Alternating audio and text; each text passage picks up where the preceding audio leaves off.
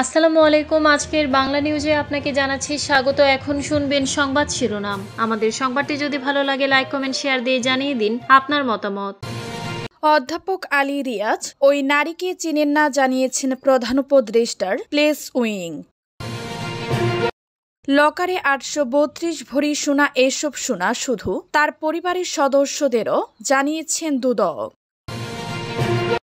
প্রবাসী ভোটাররা 18 ডিসেম্বর পর্যন্ত নিবন্ধন করতে পারবেন, জানিয়েছেন ইসি। 4 বিয়ে নিয়ে মন্তব্য ঢাকায় বিএনপির প্রার্থী সানজিদা ইসলামের বিরুদ্ধে ধর্ম অবমাননার মামলা। ট্রাইব্যুনালে অভিযুক্ত হলে নির্বাচনে অযোগ্য ঘোষণার বিধান বাতিল চাই বাম জোট।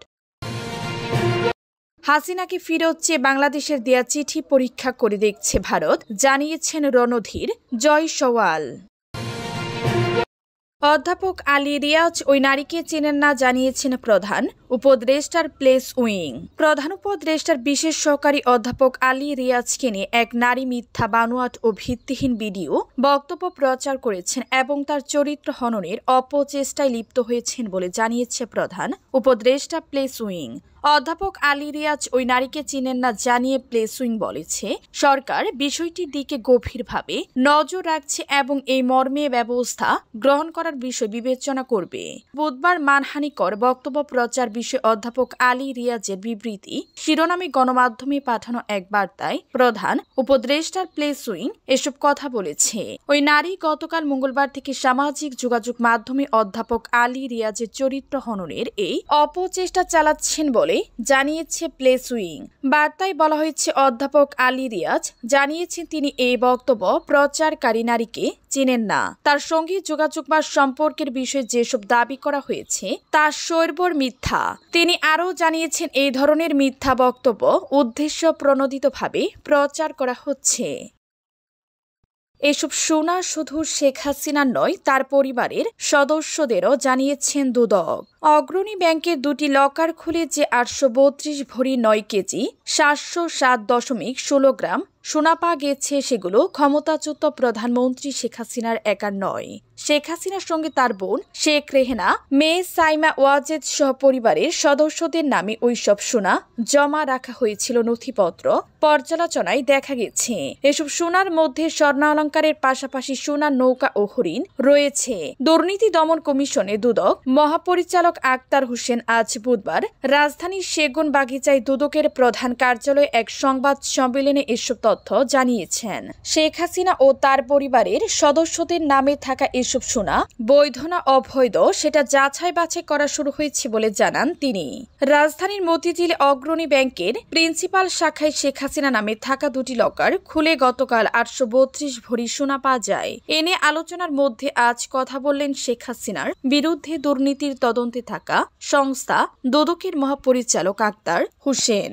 সংবাদ সম্মেলনে বলা হয়, শেখ হাসিনা 2007 সালে যে সম্পদ বিবরণী দাখিল করেছিলেন তাতে পূবালী ব্যাংকে একটি এবং অগ্রণী ব্যাংকে 2টি লকার থাকার ঘোষণা দিয়েছিলেন। প্রবাসী ভোটাররা 18 ডিসেম্বর পর্যন্ত নিবন্ধন করতে পারবেন। সব প্রবাসী বাংলাদেশি ভোটার পোস্টাল ব্যালটের মাধ্যমে ভোট দেওয়ার জন্য 18 ডিসেম্বর পর্যন্ত নিবন্ধন করতে পারবেন। এর আগে নিবন্ধনের জন্য অঞ্চল ভেদে সময়সীমা আলাদা ছিল। আজ বুধবার রাত 12টা থেকে নতুন এই সিদ্ধান্ত কার্যকর হবে।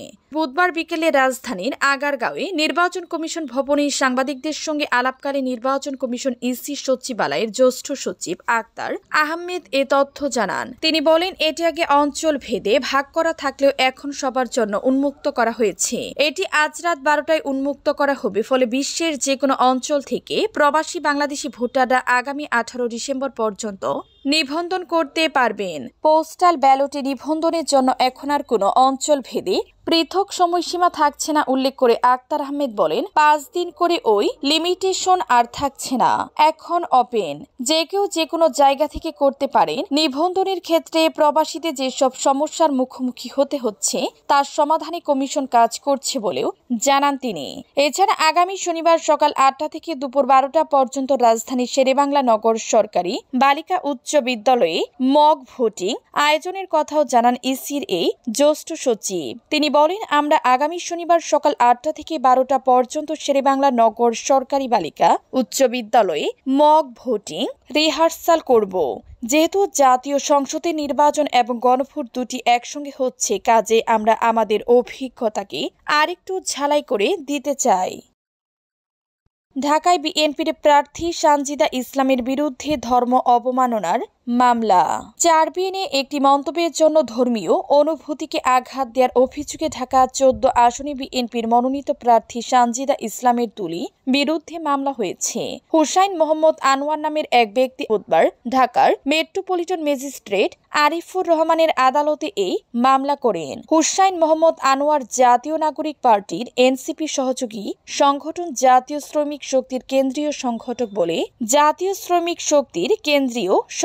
বলে পরিচয় দিয়েছেন। তবে জাতীয় শ্রমিক শক্তি বলেছে হুসাইন মোহাম্মদ আনোয়ারের সঙ্গে তাদের কোনো সম্পর্ক নেই। হুসাইন মোহাম্মদ আনোয়ারের আইনজীবী মোহাম্মদ মাহমুদুল হাসান সাংবাদিকদের বলেন, ধর্ম অবমাননার ঘটনায় আমরা আদালতে মামলা করেছি। আদালত বাদীর জবাববন্দি গ্রহণ করে পুলিশ ব্যুরো অফ ইনভেস্টিগেশনকে পিবিআই তদন্ত করে প্রতিবেদন দাখিলের নির্দেশ দিয়েছেন। ট্রাইব্যুনালে অভিযুক্ত হলে নির্বাচনে অযোগ্য ঘোষণার বিধান বাতিল চায় বাম জোট। আন্তর্জাতিক অপরাধ ট্রাইব্যুনালে আইসিটি অভিযুক্ত হলে নির্বাচনে প্রার্থী হওয়ার অযোগ্য ঘোষণার বিধানকে অগণতান্ত্রিক আখ্যা দিয়ে এই ধরনের ধারা বাতিলের দাবি জানিয়েছে বাম গণতান্ত্রিক জোট। একই সঙ্গে উপদেষ্টা পরিষদের সদস্যরা পদত্যাগের কমপক্ষে 3 বছরের মধ্যে নির্বাচন করতে পারবেন না এমন বিধান যুক্ত করারও দাবি জানিয়েছে তারা। আজ বুধবার প্রধান নির্বাচন কমিশনার সিইসি বরাবর দেয়া এক স্মারকলিপিতে 14 দফা দাবি জানিয়েছেন বাম জোট। এর আগে সুষ্ঠু ও গ্রহণযোগ্য নির্বাচন এবং সবার জন্য নির্বাচনী সমান সুযোগ নিশ্চিত করার দাবিতে ঢাকার আগারগাঁওয়ে নির্বাচন ভবনের সামনে বিক্ষোভ করেন জোটের নেতা কর্মীরা। সংবাদ বিজ্ঞপ্তিতে জোটের পক্ষ থেকে এই কথাগুলো জানানো হয়েছে। বাম জোটের 14 দফা দাবির মধ্যে আরও রয়েছে আগামী ডিসেম্বরের প্রথম সপ্তাহে জাতীয় নির্বাচনী তফসিল ঘোষণা, জামানত ও নির্বাচনী ব্যয় বৃদ্ধি সহ আরপিওর অগণতান্ত্রিক ধারা বাতিল, জামানত 5,000 টাকা, নির্বাচনী ব্যয় 5 লাখ টাকা নির্ধারণ, কালো টাকা, পেশি শক্তি, সাম্প্রদায়িক ও প্রশাসনিক কারসাজি মুক্ত নির্বাচনী নিশ্চয়তা বিধান। হাসিনাকে ফেরত চেয়ে বাংলাদেশে দেয়া চিঠি পরীক্ষা করে দেখছে ভারত, জানিয়েছেন রণধীর জয়সওয়াল। ক্ষমতাচ্যুত প্রধানমন্ত্রী শেখ হাসিনাকে ফেরত চেয়ে বাংলাদেশে দেয়া চিঠি পরীক্ষা করে দেখছে ভারত। আজ বুধবার ভারতের পররাষ্ট্র মন্ত্রণালয়ের মুখপাত্র রণধীর জয়সওয়াল রাজধানী নয়াদিল্লিতে সংবাদ ব্রিফিংয়ে একথা বলেছেন।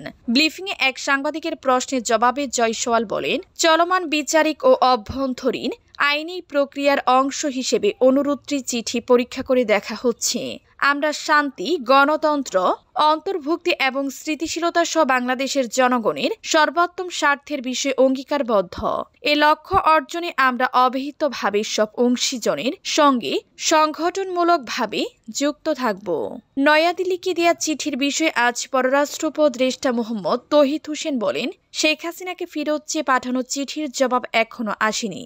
আজ দুপুরে পররাষ্ট্র মন্ত্রণালয়ে সাংবাদিকদের প্রশ্নের জবাবে তিনি এই খবর জানান।